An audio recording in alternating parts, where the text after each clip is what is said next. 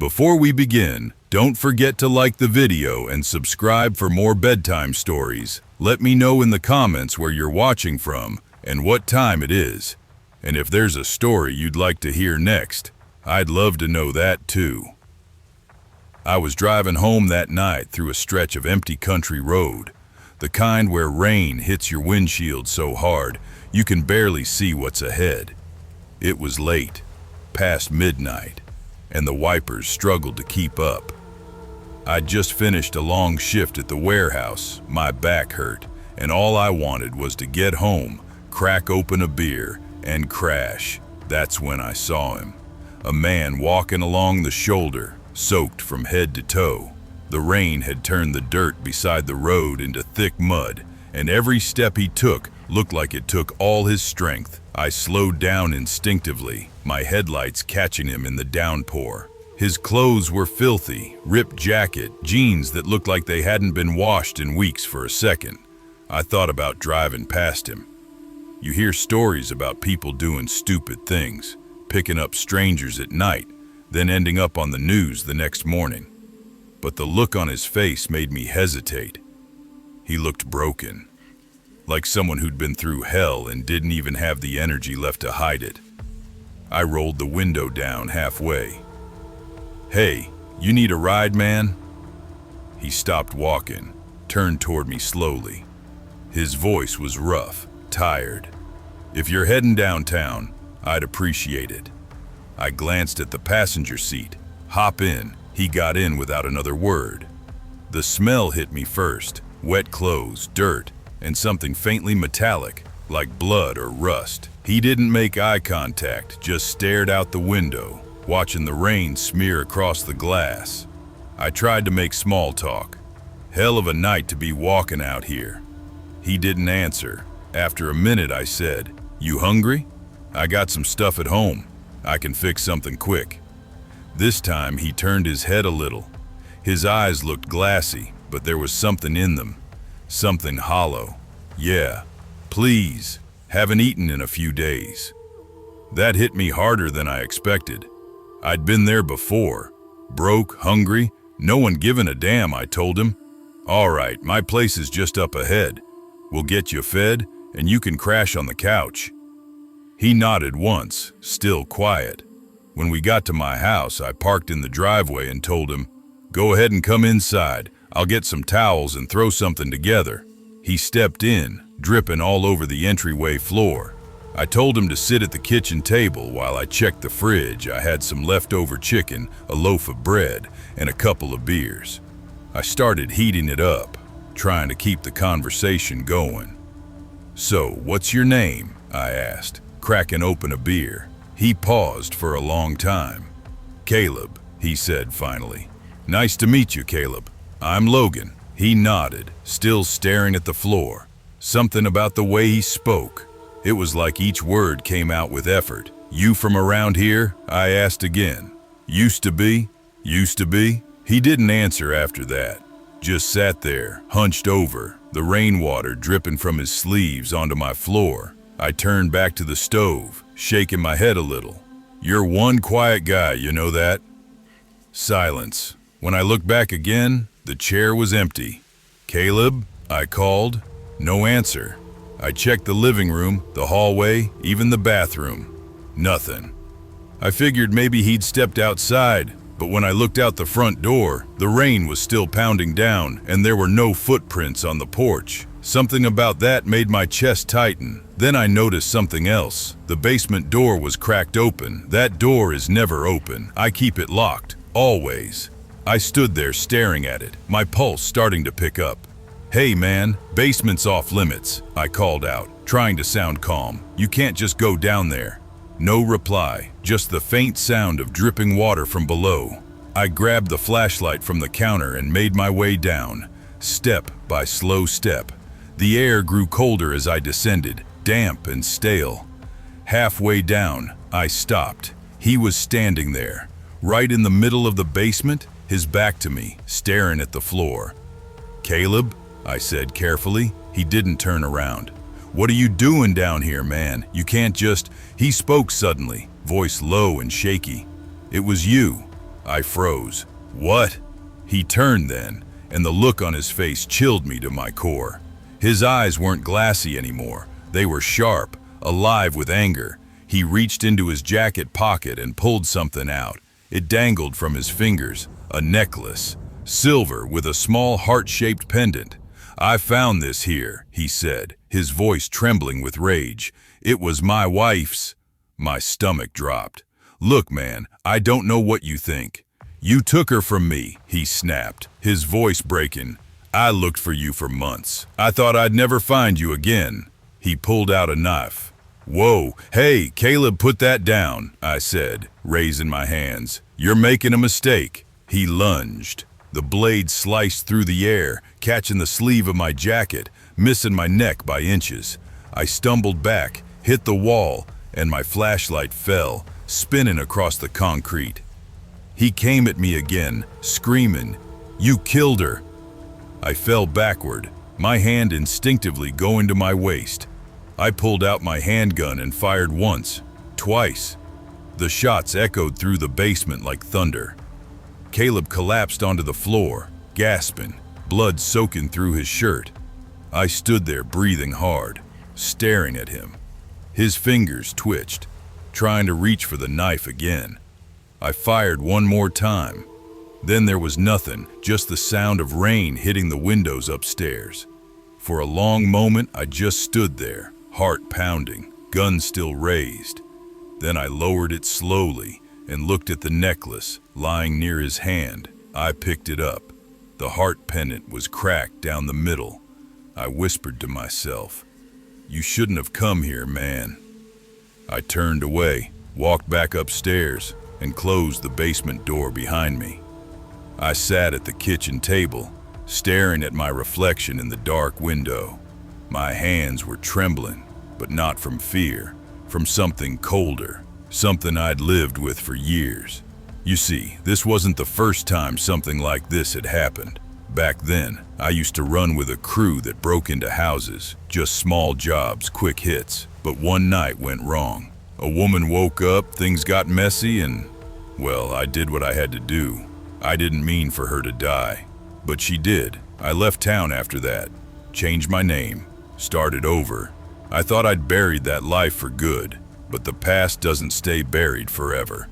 It always finds a way back to your door, especially on nights like this. I poured myself a drink, trying to stop my hands from shaking. I need to be more careful next time, I muttered under my breath. I glanced at the clock, 2:47 a.m. I could still hear the rain outside, steady and relentless, and somewhere deep in the basement, beneath the creak of old wood and dripping pipes, I swore I heard a faint whisper, a woman's voice. I still remember the first time I met Nate. It was the fall of 2003, my sophomore year at Hollow Creek University, a small public college tucked somewhere between the endless flatlands of East Texas and the middle of nowhere. I was majoring in journalism back then, just trying to keep my head above water. Part-time job at the campus library, ramen for dinner, and a truck that only started on every third try. It was one of those muggy September afternoons, the kind where the air feels like warm soup. I was sitting under a dead-looking oak, half reading a printout for my media ethics class, when this guy plopped down next to me like we'd known each other forever. "Damn, dude, you look like you're studying for the bar exam," he said, with this lazy grin. I looked up, squinting against the sun. "Just trying to pass midterms." He nodded, lighting a cigarette right there in the shade. He had a kind of careless charm, tan skin, sharp jawline, dark hair that looked like it hadn't seen a brush in weeks. His t-shirt said, "The Doors, 1969 tour." "I'm Nate," he said, flicking ash off his knee. "You?" "Eli," I said. He stuck out his hand like we were sealing a deal. "Good to meet you, Eli." That was how it started. A random encounter that felt harmless enough at the time. If you'd told me back then that Nate would become one of the most disturbing people I'd ever know, I would have laughed in your face. Back then, he was just this funny, unpredictable guy who didn't give a damn about what people thought. He lived down the hall from me in our dorm. He was always the loudest voice in the room, telling stories, cracking jokes, teasing everyone, and somehow never getting punched in the face for it. He made people laugh, but there was something else too. This strange intensity in his eyes, like he was always sizing you up, calculating something. At first, I brushed it off. College is full of weird characters, but the longer I hung around Nate, the more I started to notice how different he was. One night, a bunch of us were playing cards in the dorm lounge.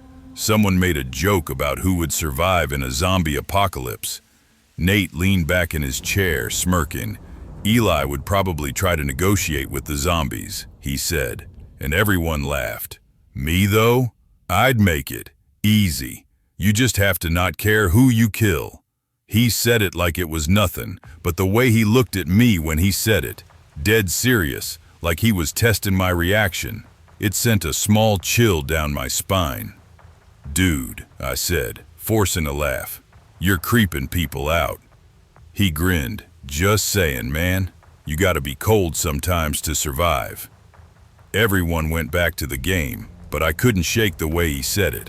It wasn't a joke to him. Nate had this habit of showing up uninvited. He'd knock at 2 a.m., holding a case of beer, saying things like, couldn't sleep, figured you couldn't either. He'd sit on my couch for hours, talking about the world, his family, his theories about people being wired wrong.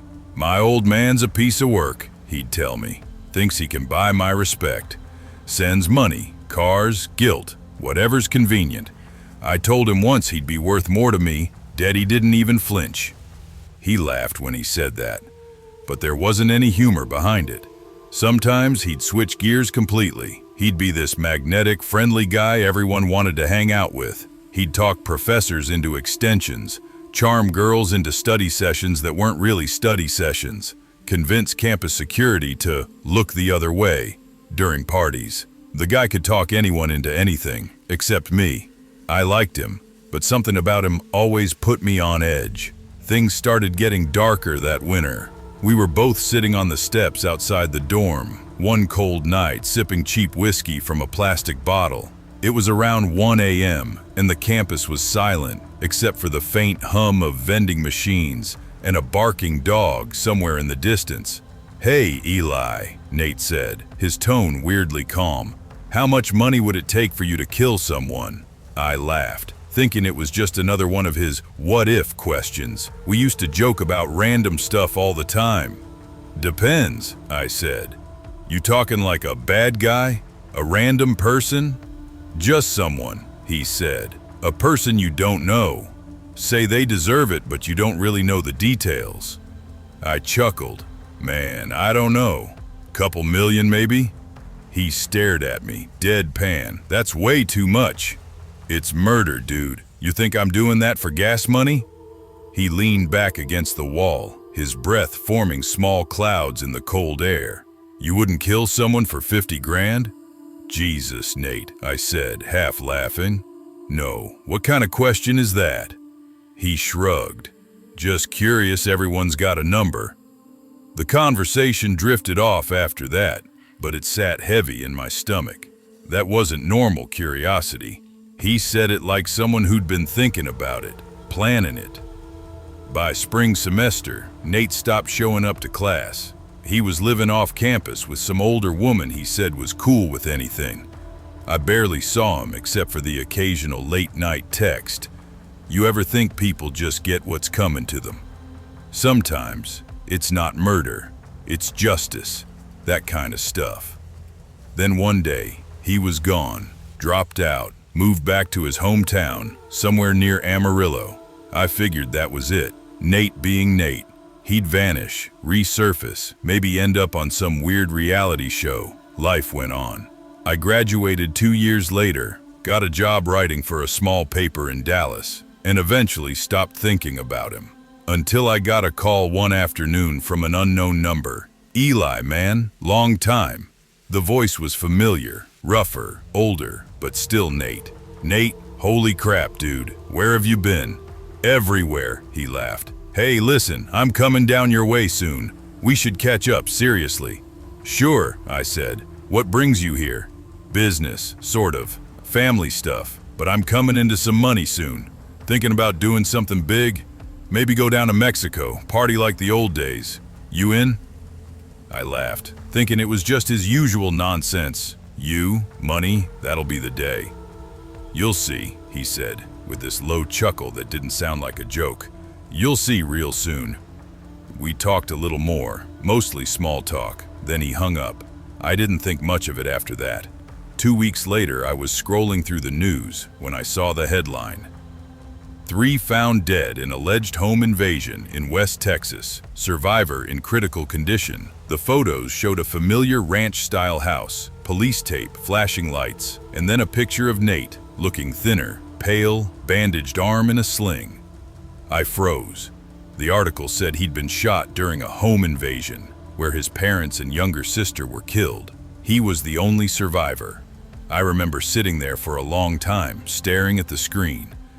My first thought wasn't sadness, it was disbelief.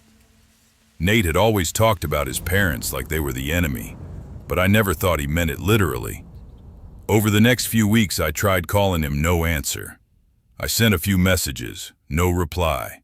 I figured he was probably drowning in grief, and who could blame him? But the story didn't sit right. The police said there was no sign of forced entry. The suspect had been shot dead at the scene. There were inconsistencies everywhere. Then came the twist I still can't shake. 6 months later, my roommate from college, Dylan, messaged me out of nowhere. Dude, he wrote, you need to see this.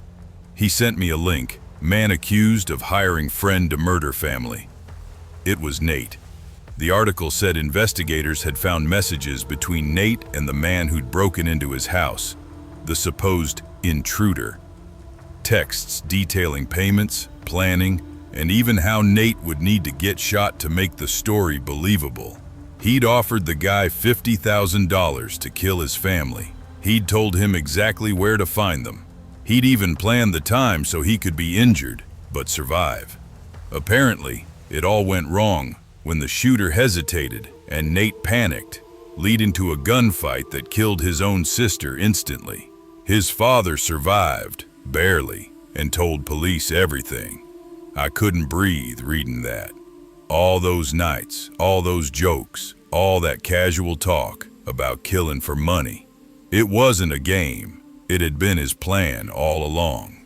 I went to the trial. Don't ask me why. Maybe I needed closure. Maybe I wanted to see if he'd look at me, to know if I'd ever mattered in his twisted head. He looked thinner, older, his hair buzzed short, his face expressionless. When they read the charges, conspiracy to commit murder, capital murder, attempted murder, he didn't flinch, but when his father took the stand, everything stopped. The man was pale, trembling, voice shaking as he described waking up to gunfire and realizing his own son was part of it. And when the prosecutor asked if he wanted the death penalty, Nate's father said, "No, I want him to live with what he's done."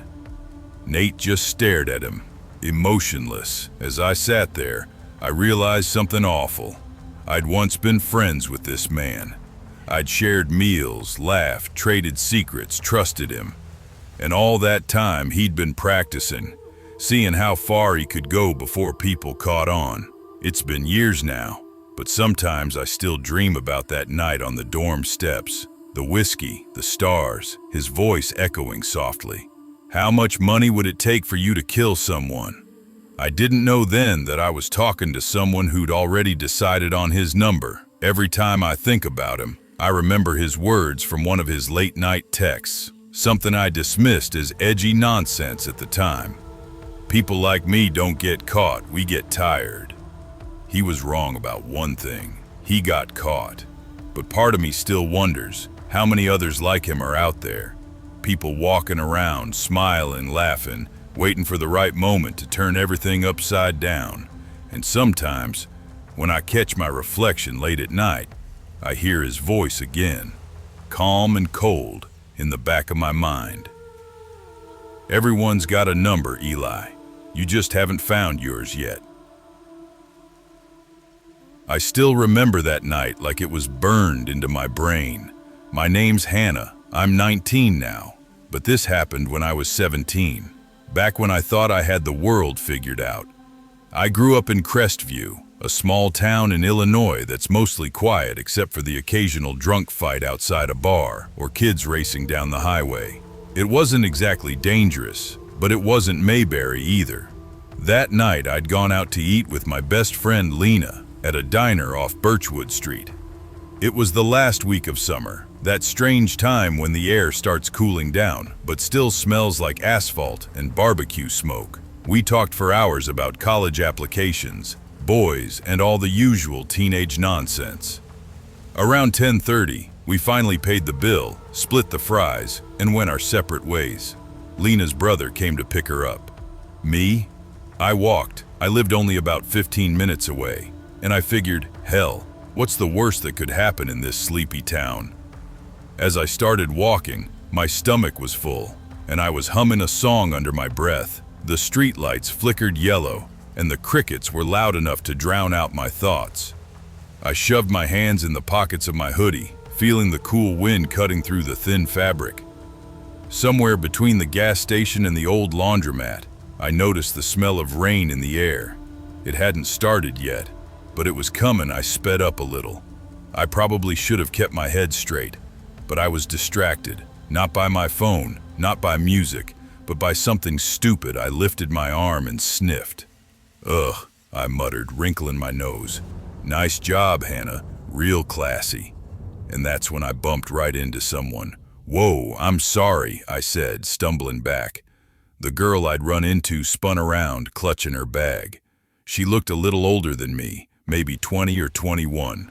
Her hair was dyed black with a red streak running through it, messy and half covering one eye. Oh, no, it's okay, she said quickly, her words slightly slurred. Totally my fault. I wasn't watching where I was going. She smiled, kind of dazed, and blinked like the streetlight was too bright. I noticed the smell right away, that faint sting of alcohol. You sure you're okay? I asked. She nodded, brushing her hair back. Yeah, I'm fine. You're really pretty. You know that? I felt my cheeks heat up. Thanks. No, like seriously, she said, her voice soft but unsteady. That outfit looks good on you. I love the jeans and the shoes. I looked down. Plain jeans, old sneakers, nothing worth complimenting. She had to be tipsy. I chuckled awkwardly. Well, thanks, but it's nothing special. She stuck out her hand. I'm Riley. Hannah. I shook it, her grip surprisingly firm despite the alcohol. She smiled wider. You live around here? Yeah, about a mile down. That's crazy. I live near Elm Street, not far from here. There was a short silence, where the only sound was the wind brushing through trees and the distant hum of cars. Then she asked, You want to hang out? I've got some wine coolers back at my place, just to chill, talk, whatever. I hesitated. I didn't want to be rude, but I also didn't want to go drinking with a stranger at 11 at night. Maybe some other time, I said carefully. I gotta get home. My mom's probably waiting up. Riley tilted her head, like she was thinking hard about that. Fair enough, she said finally. But you seem cool, Hannah. I'd like to hang out sometime. You got your phone? I nodded, and we exchanged numbers. I remember the way she smiled, not creepy, not fake, just tired. Then everything fell apart in a single second. Out of the corner of my eye, I saw movement behind her. At first, I thought it was a shadow, a trick of the streetlight, but it wasn't. A man stepped out from between two parked cars. He was tall, built like someone who did hard labor, wearing a dark hoodie with the hood pulled low. His steps were quick, deliberate. Before my brain could even process it, he charged. Riley, look out, I shouted. She turned, confused, then screamed. The man grabbed her by the shoulder, yanking her toward him. And in that same moment, I saw something glint under the light. A knife. He plunged it toward her arm, over and over, the sound of flesh tearing mixing with her screams. I stood frozen for a second, too shocked to move. The air filled with the wet sound of blood hitting the pavement. When he raised his arm again, I snapped out of it. "Hey!" I screamed and tackled him from behind. The knife clattered to the ground, spinning away into the dark. He grunted, stronger than I expected, trying to roll me off, but adrenaline made me a wild animal.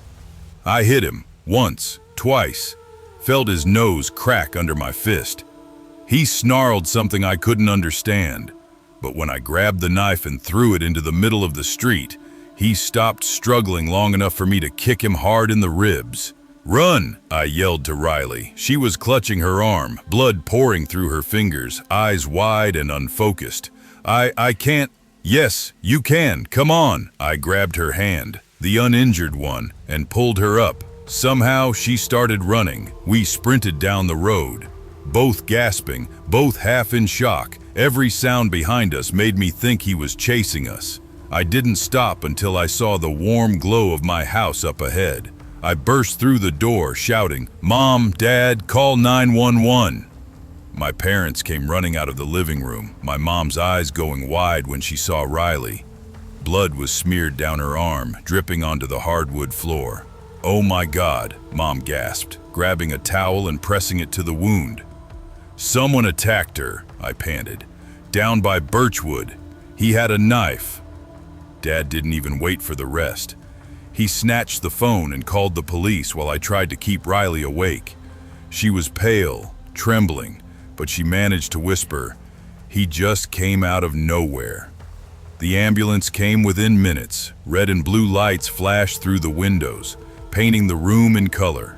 I stood there shaking, trying to keep my breathing steady as they loaded her into the back. One of the officers, an older guy with a weathered face, came up to me. "You said Birchwood Street?" "Yeah, near the laundromat," I said, my voice breaking. "They found him there not long after, unconscious, bleeding, with the knife and all the evidence laid out like a confession. Riley survived. She lost a lot of blood, but the doctors said she was lucky. I visited her in the hospital a few days later. She looked fragile but alive. When she saw me, her eyes filled with tears. "I didn't even get to thank you," she said softly. "You don't have to," I told her. "Just focus on getting better." She nodded, smiling faintly. "You saved my life, I mean it. I was stupid, walking around drunk like that." "We both got lucky," I said. She reached out, squeezing my hand. "When I'm out of here, I'm taking self-defense classes. You're coming with me, right?" I laughed through the lump in my throat. "Yeah, sure. But this time, no wine coolers." It's been 2 years since that night, and I still walk down Birchwood sometimes. They repaved the road, put up new lights, but I can still see the dark stains on the pavement in my mind. Riley and I kept our promise. We both took martial arts classes. She even jokes that she's better than me now. But every time I walk home at night, I keep my keys between my fingers and my eyes wide open, because no matter how safe a town looks, monsters don't wear warning labels. Sometimes they just walk out from between two parked cars. I was 15 when I realized my mom had stopped smiling for real. It wasn't something I noticed right away. It crept in slowly, like the sound of a leaky faucet you start to tune out until the whole house goes quiet. Back then, we lived in a small rented house off the main road in a quiet Indiana town. It wasn't much: faded blue siding, a sagging porch, and a backyard full of weeds, but Mom used to keep it warm. She'd light candles after dinner, keep music playing low, hum along when she folded laundry. That stopped after him. His name was Randy. I still hate saying it out loud. He came around when I was about 5, though he wasn't in our lives for long that first time. Back then, Mom and my dad were splitting up, and Randy was just some guy she met at work. He had that easy charm that pulled people in, that southern gentleman accent, the polite nods, The way he always smiled just long enough to seem genuine. Even at 5, I didn't like him. There was something in his eyes, something off. Mom said I was just being a kid. "You don't know him like I do," she'd say. I wish she'd listened. When I was 10, we moved to Florida to live with my grandparents.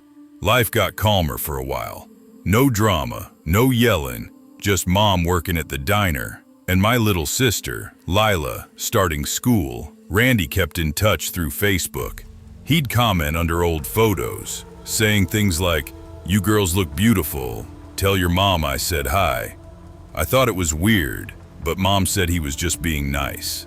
Fast forward a few years, I was 14 when she told me he was back in her life. "I think he's changed," she said, stirring her coffee.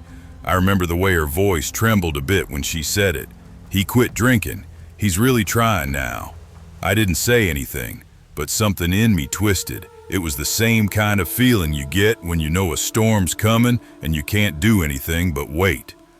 A few months later, we moved again, this time back north, to a small town in Ohio. Randy followed. They got married not long after.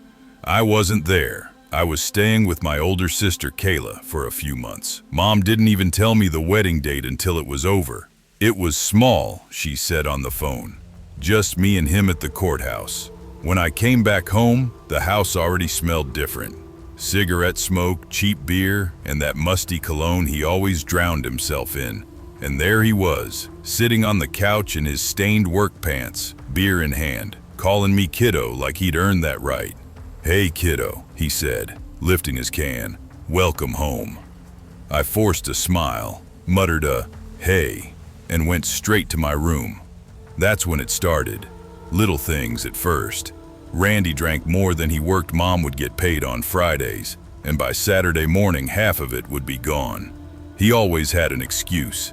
Just needed a few bucks for gas, or "I lent it to a buddy, he'll pay me back." But the fridge would be empty, and there'd be new beer bottles clinking in the trash. He wasn't just drinking, he was hiding it. He'd stash cans under the sink, in the laundry basket, behind the toilet. Mom found them once and threw a fit. "You lied to me, Randy. Don't start with your nagging again, woman. You make me want a drink." I'd sit on the edge of my bed, clutching Lila's hand while she tried not to cry.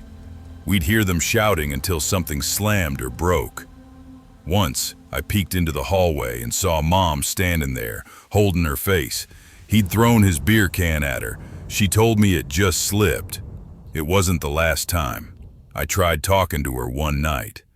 "Mom, please," I said. "He's not good for you. You can't keep doing this." She looked so tired. She sat at the kitchen table, hands wrapped around her mug, staring at nothing. "You don't understand," she said quietly. "He's sick. He needs help." "Then let him get help somewhere else." My voice cracked, and I hated how it sounded. She flinched but didn't look up. That night, I heard Randy whispering in her ear when he thought we were asleep. "You turn those girls against me again," he hissed, "and I'll walk out that door, you hear me?" But he never did. He liked the control too much. He started stealing from us next. Mom's wallet, Lila's piggy bank, even the few bucks I'd saved for a new phone case. When Mom confronted him, he swore on his mother's grave that it wasn't him. "You probably misplaced it, babe." He'd hug her from behind, whispering sweet nothings until she softened again. It made me sick. Then came the night he said he was going to kill himself. He was drunk, slurring his words, lying on the bed while Mom sat next to him crying. "I can't do this anymore. I can't live without you," he kept saying, holding her wrist too tight. "I'll just end it. You'll see." Mom turned to me, panicked. "Call 911 now." Lila was in the doorway, frozen. She was only 9. I took her to the living room while the cops showed up. They took him in for evaluation, but he was back 2 days later, acting like nothing happened. "Hey, kiddo," he said with that crooked grin. "Guess I scared y'all, huh?" I wanted to scream at him. Instead, I just walked away. He got fired from his job after that. Mom told me later he'd threatened his boss. She said it was a good thing he'd sold his gun a few weeks earlier. Otherwise, who knows what he would have done. That thought still chills me. She kicked him out for a while after that. Things got quieter. We started eating dinner together again. Lila laughed more. Mom even started smiling again. Really smiling this time. Then, one night, I came home from a friend's house, and his truck was back in the driveway. Mom was sitting on the couch, holding a new Apple Watch box. "He said he's sorry," she whispered. "He's going to change." I didn't say anything. There was nothing left to say. It didn't last. He started drinking again within a week. This time, the arguments were worse, louder, crueler. He'd yell things like, "You're nothing without me," or "You'd be living in a box if it weren't for me." Mom would cry, tell him to get out, then beg him to come back a few days later. It was a cycle, one that broke all of us. The final straw came after he cheated. Mom found texts on his phone, some woman named Tina. He swore it was nothing, that it only happened because she pushed him away. That night, Mom finally threw him out for good. We changed the locks. For the first time in years, the house felt lighter. But then, the messages started blocked numbers, emails, voicemails. At first, they were just desperate. "I love you. You'll regret this. You ruined my life." Then they turned darker. One night, he left a voicemail whispering, "You think you're safe? You're not. None of you are." His new girlfriend, the one he cheated with, started sending threats too. She called Mom one night and said, "You think you can take my man? I'll slit your throat in your sleep." That was it. We called the cops. They said there wasn't much they could do since it was just verbal. Just verbal. For weeks, Mom's phone wouldn't stop buzzing. Sometimes we'd hear his truck pass by late at night, engine rumbling. Then fading into the dark, I started sleeping with my baseball bat beside my bed. Lila kept her window locked even in the summer heat. The emails stopped a few months ago, but every time I hear a truck engine outside, my stomach knots up. I'm 17 now. Mom pretends she's fine, like it's all behind us. But I still see her flinch when her phone rings. Lila won't sleep without a nightlight anymore. Sometimes, I catch Mom staring out the window after dark, whispering to herself, "He can't find us again." I wish I believed her because last night, as I was walking home from work, I saw a truck parked across the street. Same make, same color. When I looked again, it was gone. But I swear, I smelled the same mix of beer and smoke in the air. And this morning, there was a cigarette butt on our porch. The same brand he used to smoke. Maybe it's nothing. Maybe I'm just paranoid. But deep down, I know better. You don't just forget the sound of a psychopath's voice, and you never stop looking over your shoulder. I never thought I'd look back on that part of my life again. Even now, my hands shake a little just remembering it. But maybe sharing this will help me let go of what still haunts me. What he did to me. It's been 6 years since I met Ryan Hale. At the time, I was 26, living in a small town in northern Ohio called Mason Ridge. I'd just moved there after breaking up with my ex and finding a new job at a local art gallery. It wasn't much, but it paid the rent and kept me busy enough to forget how lonely I felt. That's how Ryan came into my life. Through something as innocent as flowers, he owned a little flower shop down the street called Hale's Blooms. It was small, tucked between a laundromat and a thrift store, but the smell that poured out every time someone opened the door was unreal. Fresh lilies, jasmine, roses, everything. He was always there, arranging flowers with such focus, it almost looked like prayer. One afternoon, I stopped by to get a bouquet for an art show. Ryan greeted me with that easy smile of his, warm and polite. He was tall, fit, clean cut, with rolled up sleeves showing toned forearms. "Hey there," he said, handing me a single white rose. "First one's on the house." I laughed awkwardly. "That's sweet of you." "Nah," he said, You just look like someone who appreciates beautiful things. Most people don't." That line stayed with me. It sounded like a compliment, but there was something heavy behind it. Like beauty wasn't just something he admired, it was something he needed. Over the next few weeks, I'd see him around town. Sometimes he'd wave, sometimes he'd bring flowers to the gallery. He started remembering little things about me: what coffee I liked, the color of my jacket, the earrings I wore. It was flattering at first. When he finally asked me out, I said yes. Our first date was perfect, almost too perfect. We went to a small Italian restaurant near the river. He brought me a bouquet of tulips. "I picked these just this morning," he said. "Fresh, like you." I blushed. He laughed softly and poured me some wine. He was charming, funny, and he listened. That was rare. When he dropped me off that night, he said something odd. "You really don't have to change a thing. You're already exactly what I like." At the time, I thought he meant personality. Now I know better. We dated for about 3 months. Every time we met, he brought flowers, always perfect. Never a single petal out of place. He said he couldn't stand wilted ones. Dead beauty, he called them. One afternoon, I stopped by his shop unannounced. He was sitting behind the counter, trimming stems, humming a tune. When he saw me, his face lit up. "Hey, beautiful, you just made my day." I smiled. "Didn't mean to sneak up on you." He chuckled. "You can sneak up on me anytime." Then he picked up a bunch of carnations, stared at them and frowned. "These ones aren't good," he said. Before I could ask what he meant, he snapped one of them in half, right at the stem. Then another, and another. The sound of stems breaking echoed through the quiet shop. "Ryan," I said carefully, "why are you doing that?" "They're not pretty," he muttered. "I get angry when I see ugly things." He looked up at me, and for the first time, his expression wasn't kind. His eyes looked almost empty. I froze. Then he suddenly smiled again. "But you're pretty, so you don't have to worry." He reached out, brushed my cheek with his thumb and whispered, "I'd never break you." Something about his tone made my stomach twist. His hand lingered a second too long. When he let go, I noticed how strong his grip had been. That night, I couldn't sleep.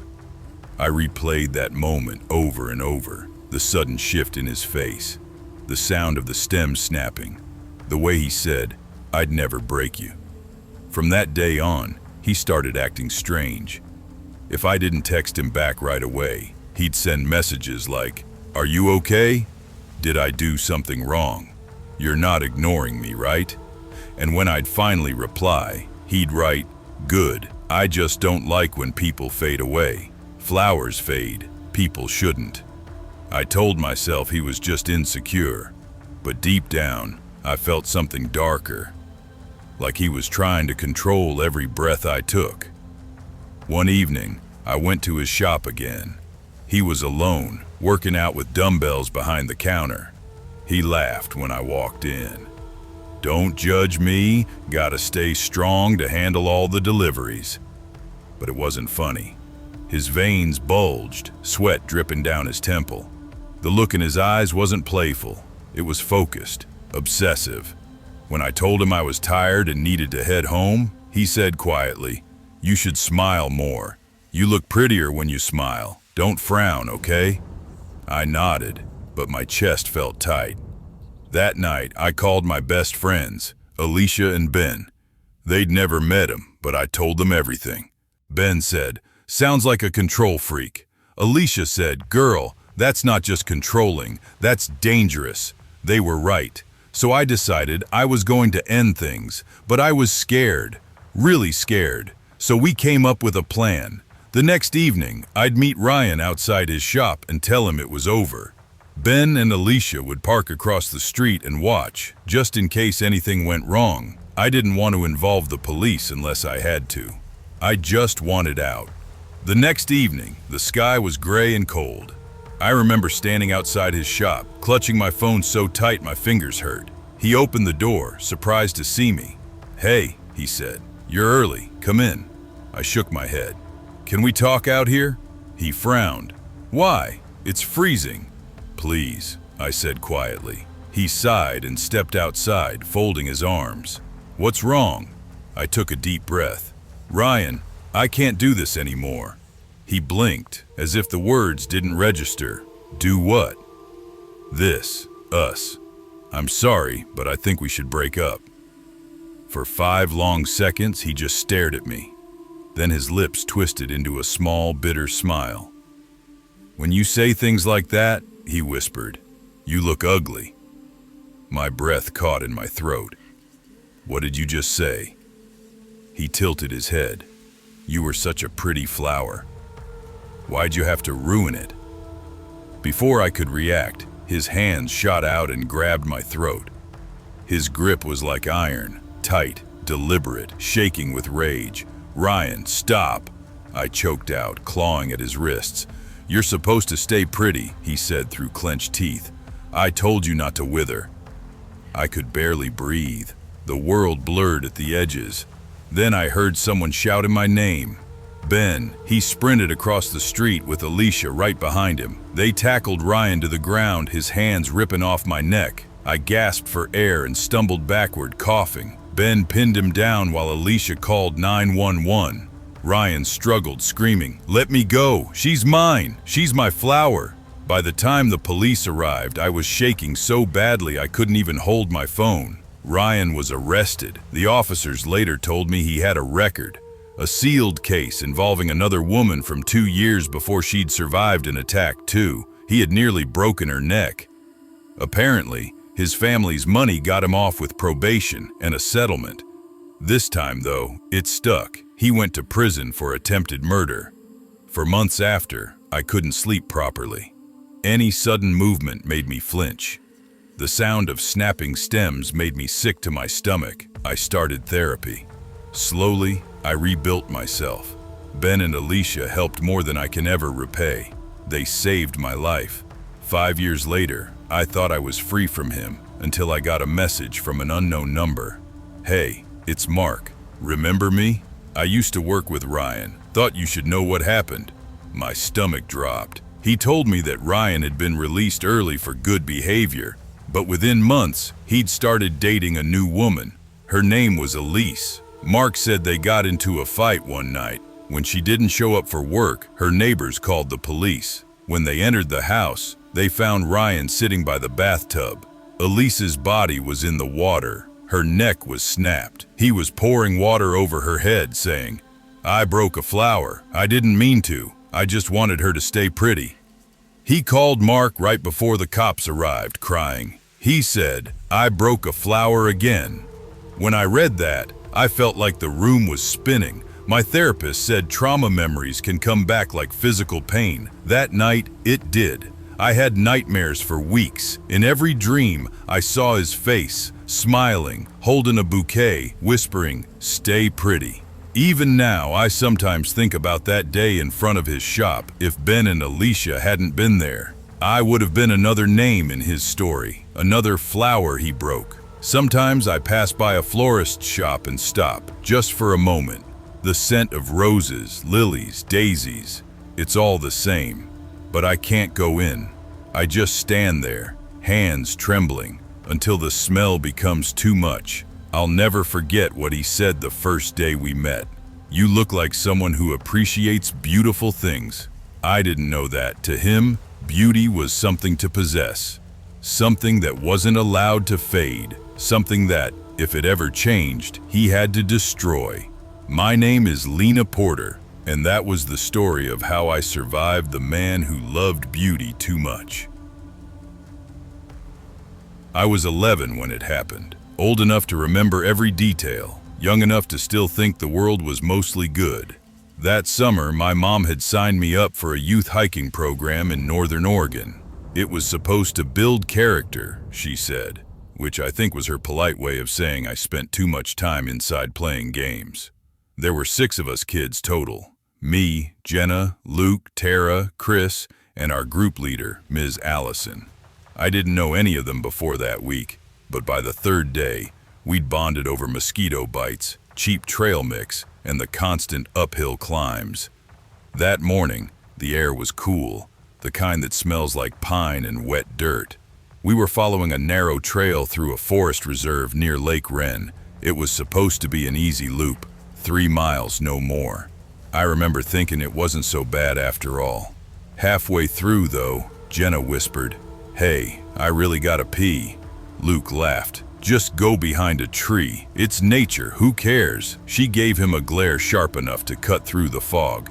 "I'm not squatting in poison ivy." I kind of agreed with her. That's when Ms. Allison pointed toward a faded wooden sign nailed to a post ahead. "Rest area, 0.3 miles. Lucky for you," she said, smiling. "There's a restroom up ahead, probably built for campers back in the day."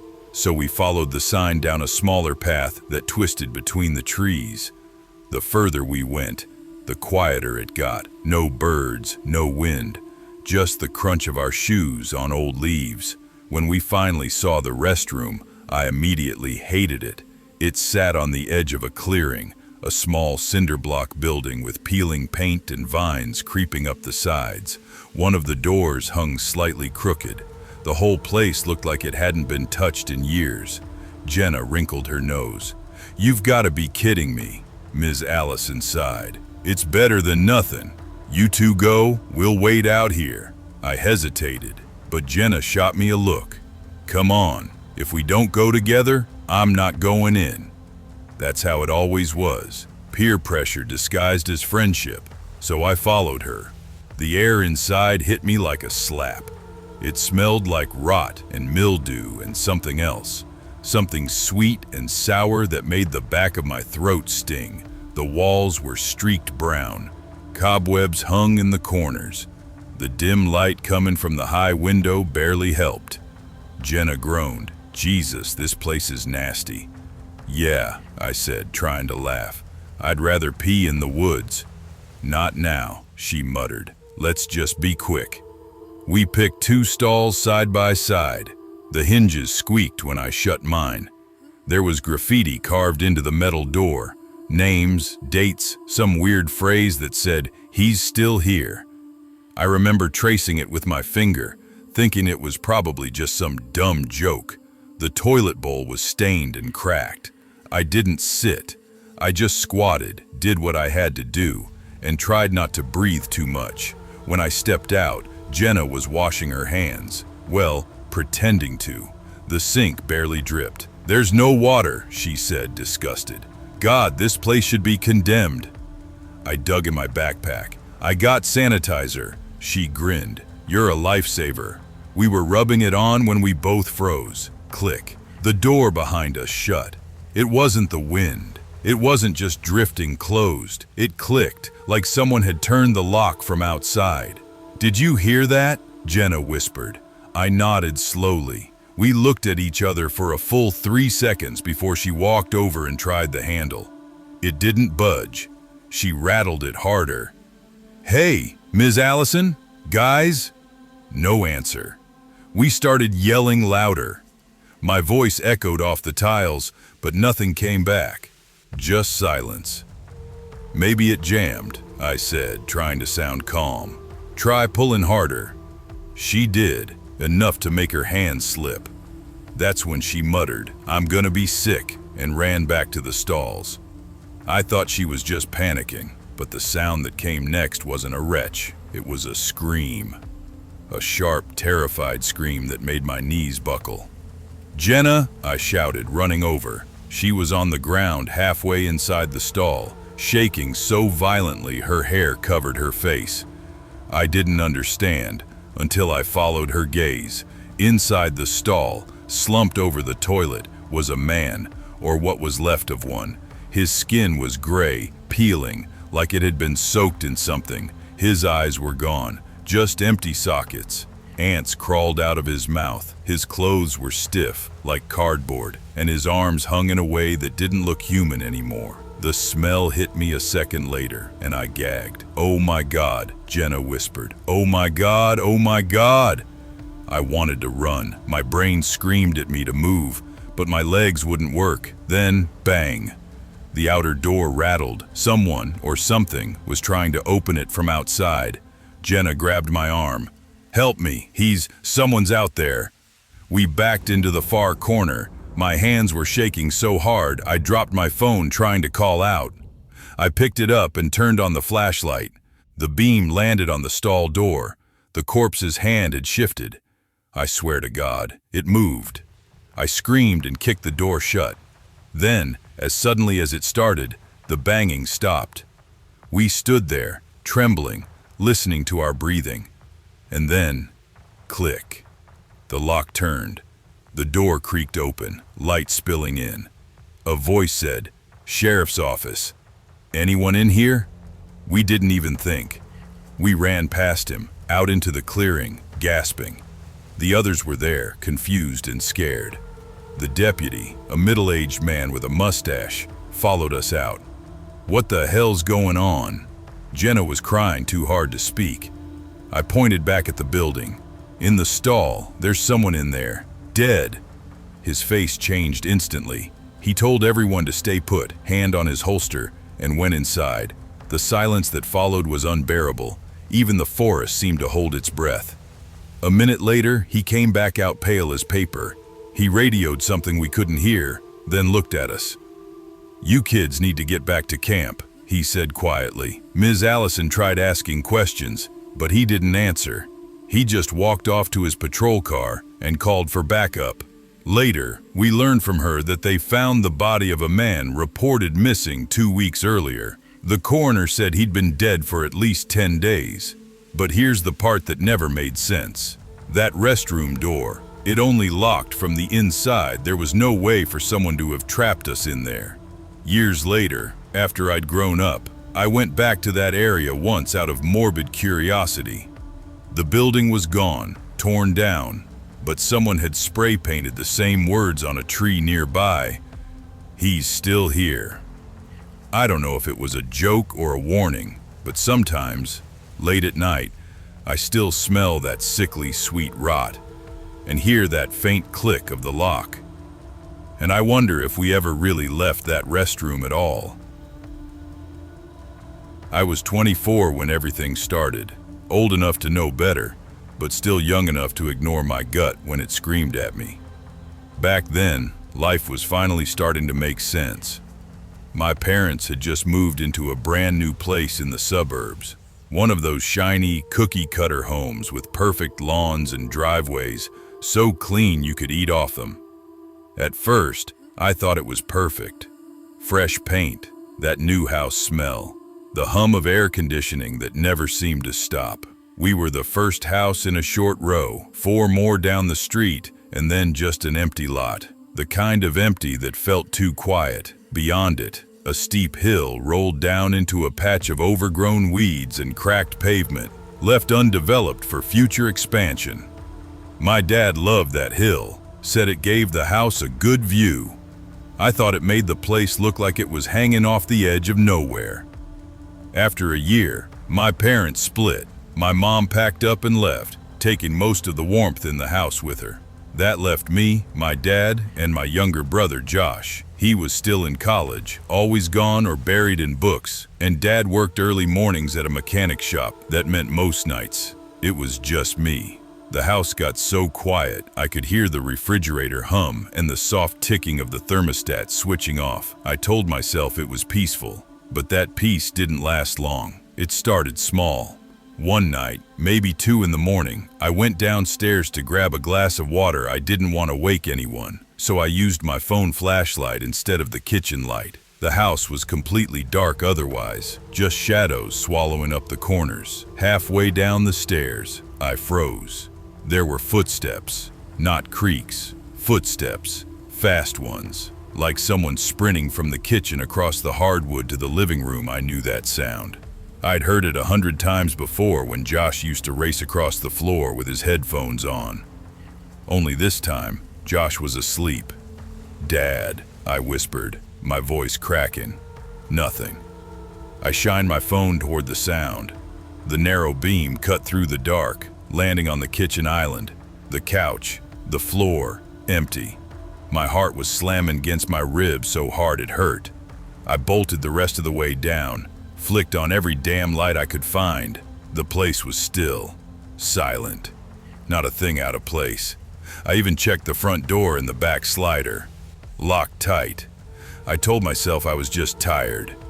Maybe I'd heard the ice maker drop or the wood expanding. Something normal. Something boring. But I couldn't shake the image of someone running, right there in the dark, just out of reach. A month later, things got worse. I was home alone that night. Dad was doing overtime, and Josh had classes till late. I'd been curled up in bed, watching random YouTube videos on my laptop, when I noticed how quiet it had gotten outside. No cars, no dogs, not even the usual hum from the street light. I glanced at the clock, 6:03 p.m. The sun was setting, painting the walls orange. I texted Dad. "When you heading home?" He replied quick. "Running late, be back after 9. Then Josh, "Gonna crash at Bryce's tonight, don't wait up." Great home alone again. I threw on another video and tried to ignore how heavy the air felt. That's when my bed shook. Not like a small jolt, I mean, violently. The whole frame rattled so hard I felt it through my spine. Holy shit! I scrambled off it, staring wide-eyed. My bookshelf didn't move.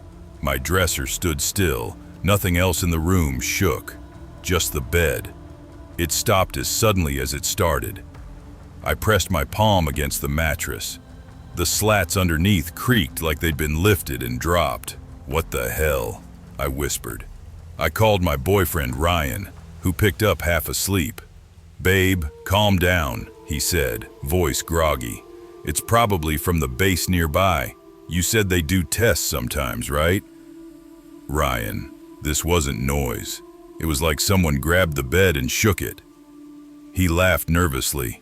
"Maybe it's a small quake or something?" "No, I looked around the room. The shadows seemed deeper than usual. It felt like it came from under the bed." There was silence on the phone. "Don't check," he said quickly. "Just leave it. Go sleep on the couch or something." I wanted to argue, but I didn't. I slept on the couch with the TV on until morning. Nothing happened for a while after that. I started to think maybe I'd imagined it. Stress, lack of sleep, something like that. Then came the morning that changed everything. I was opening at the coffee shop that day, which meant leaving the house around 5 a.m. The sky was still pitch black, the kind of dark that looks like it's pressing against the windows. By now, my dad had remarried, and his new wife, Laura, moved in with her 2 daughters. The house was full again, cars filling the driveway, so I had to park out by the overflow area near the steep hill. It was freezing that morning, my breath fogging up in front of me. The neighborhood was dead quiet, except for a few crickets and the hum of a distant generator. As I walked past the empty lot, I heard it. My name, clear as day. "Lena." I stopped dead in my tracks. It wasn't a whisper. It was calm, casual, like someone just spotted me and wanted to get my attention. I spun toward the hill, my eyes struggling to adjust. There was nothing but darkness and overgrown weeds. My throat went dry. "Hello?" No answer. Then I heard it again, closer this time. "Lena, come here." That voice, it sounded like my dad's but wrong, off. I started backing away, clutching my keys so tight they dug into my palm. "Dad, you there?" No response, just the rustling of the bushes down by the slope. That's when I heard footsteps, slow ones, moving uphill. "Shh!" I turned and ran. My shoes slapped the pavement, my heart pounding so hard I could taste it in my mouth. I jumped into my car, slammed the locks, and flicked on the headlights. Nothing. Just weeds waving in the cold wind.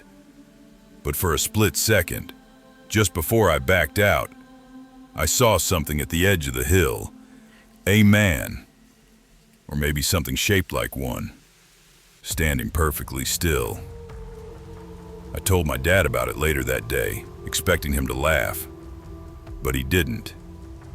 He just stared for a long time before saying, "That hill's weird, you know." The lot was supposed to be another house, but they stopped building halfway through. Said the foundation kept cracking, like the ground wouldn't hold. I tried to push it out of my mind after that. But every time I'd visit him, even now, I feel it. That same heavy air, the silence that doesn't sound empty, but watchful. He still lives there, says he's never experienced anything strange. But when I stay the night, I swear I still hear it sometimes. Soft footsteps moving across the floor when everyone's asleep. And once in a while, when I park near the hill, I can still hear it call my name, like it's waiting for me to answer. I was 16 the summer it happened. Back then, I lived in a small town in Ohio where everyone seemed to know each other's business but never said anything to your face. Our school was one of those places where the biggest news of the week was who hooked up after prom or whose parents got divorced. Life felt small, predictable, safe. At least I thought it was. It started when I met a guy online. His name was Landon Price. He went to a high school about 15 minutes away, and we'd started chatting on Facebook after he commented on a picture my friend tagged me in. He wasn't my usual type. Taller, kind of bulky, brown hair that always fell in his eyes, and a soft voice that made you think he was shy. He was surprisingly sweet online, texting me good morning and asking about my day, like he genuinely cared. After a couple of weeks, we decided to meet up. Our first date was at the local theater, the one off Main Street where the seats still squeak and the popcorn tastes like cardboard. He brought me a blue slushie and laughed when I got a brain freeze halfway through the previews. He seemed nervous but nice, and when he held my hand during the movie, my heart did that fluttery thing that only happens when you're 16 and dumb enough to think love can't hurt you. I didn't know it then, but that night would be the last time I'd ever feel safe in my own skin. A week later, he came over to meet my parents. My mom was making lasagna and trying her best to play it cool, but I could tell she was watching every move he made. My dad, on the other hand, barely said a word, just stared over the rim of his beer bottle like he was studying him. When Landon rolled up his jeans to sit on the couch, my dad's eyes caught on something. It was a black ankle monitor. The air in the room changed immediately. My mom's fork froze halfway to her mouth. My dad cleared his throat. "Son," he said, "you want to tell us what that's about?" Landon looked down and gave this little awkward laugh. "Oh yeah, that. It's, kind of stupid actually. I was hanging with the wrong people, got caught up in a thing. But it's no big deal, I promise. Just house arrest for curfew stuff." He smiled like it was nothing, but my dad wasn't buying it. That night I got a full lecture about how I wasn't allowed to see him again. My parents said he was trouble. They didn't even want me texting him. Of course, being 16 and full of teenage rebellion, I didn't listen. When you're that age, you think defiance equals independence. So I kept seeing him behind their backs. I told my parents I was going to the library or hanging out with friends. But really, I'd meet Landon at his place or around town. The first time I went to his house, something felt off right away. It was this small, sagging house on a dead-end street. Paint was peeling off the siding, and the front porch had a couch with cigarette burns in it. Inside, the air smelled like old carpet and sour beer. His mom was sitting in the kitchen, lighting a cigarette off the stove burner. She looked me up and down and said, "You're too pretty for him," then went back to her smoke. I laughed awkwardly, thinking she was joking. Landon didn't even react. He just took my hand and led me to his room like it was all normal. We hung out there a few times, playing video games, talking, kissing. Typical stuff. Until the day everything shifted. It was a Saturday afternoon. His parents weren't supposed to be home. We were messing around in his room when I caught something out of the corner of my eye, the blinds twitching. When I looked over, I saw his dad's face peeking through the slats. I froze. "What the hell? Landon, your dad's watching us!" Landon jumped up and ran to the window, but his dad had already disappeared. He sighed, rubbing his face. "Don't freak out, okay? My dad's weird. He likes redheads." "What do you mean he likes redheads?" I snapped, grabbing my shirt. He just stared at the floor. I told you he's messed up. He's done it before. Just ignore him. I left. As I walked through the kitchen, his mom was sitting at the counter. Not with a cigarette this time, but a crack pipe. She was giggling at the TV, eyes glassy, hair matted. That was it for me. I walked home and decided I was done with the whole thing the next day. I met him at the YMCA parking lot to break up. He looked pale, like he hadn't slept. When I told him it was over, he didn't get mad. He just started crying. Loud, shaking sobs that drew stares from people walking by. "You can't do this," he said. "I need you. I'm sick." "What are you talking about?" "I have cancer," he said quietly. "It's spreading. The treatments aren't working. You can't leave me now. You're all I have." I just stared at him. 16-year-old me didn't know how to handle that kind of guilt. I didn't believe him, but I didn't want to call him a liar either. So I said, "We can still be friends, okay?" He nodded, wiped his eyes, and gave this tiny smile that didn't reach them. But from that day on, everything changed. It started small.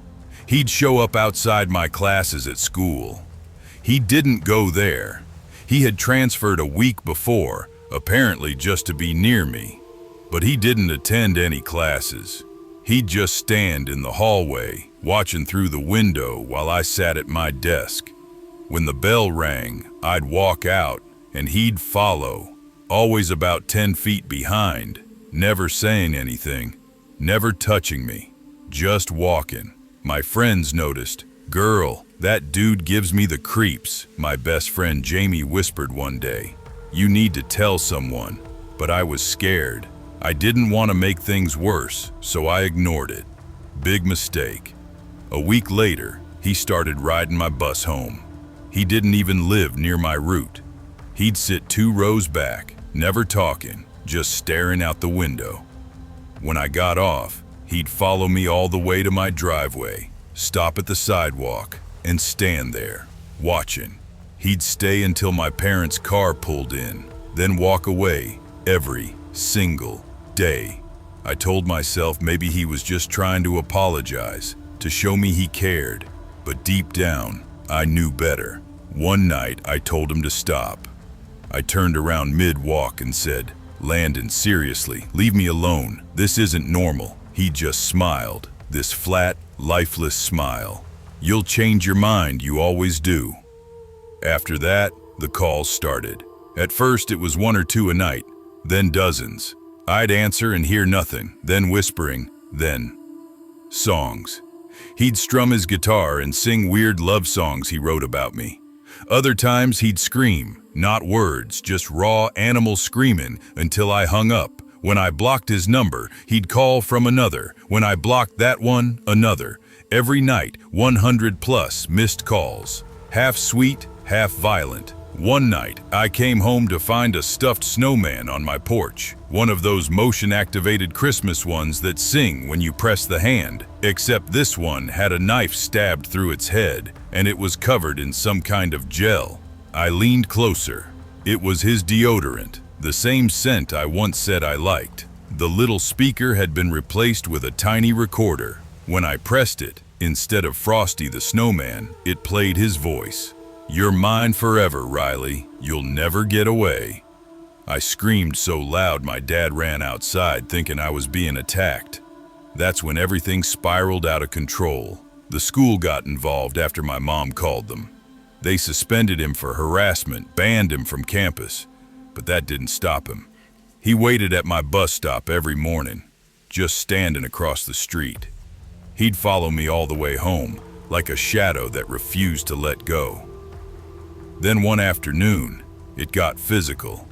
I was walking home, earbuds in, pretending not to notice him behind me. Suddenly, I heard running footsteps. I turned just as he slammed into me. At first, I thought he was attacking me, but then his arms wrapped around me. Not a hug, but a crushing hold that made it hard to breathe. "Let me go," I screamed, but he just whispered, "I missed you," and held tighter.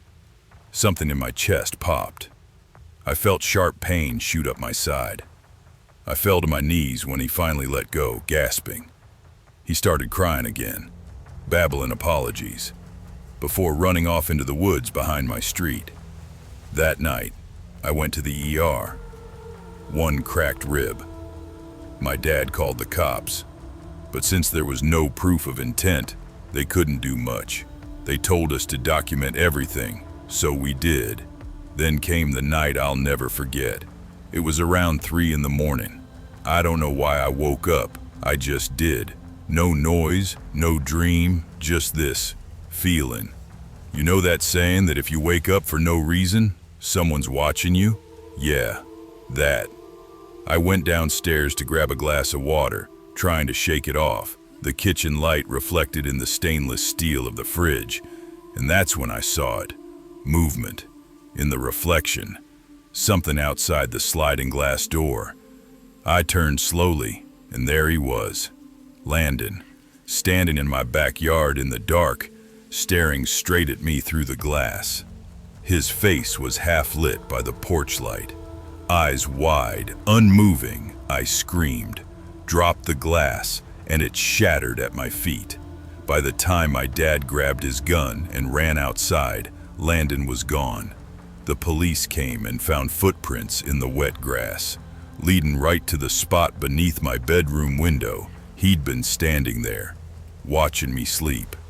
That was the final straw. We got a restraining order, and my dad filed a report with every local department. Landon dropped out of school not long after. For a while, it was quiet, peaceful.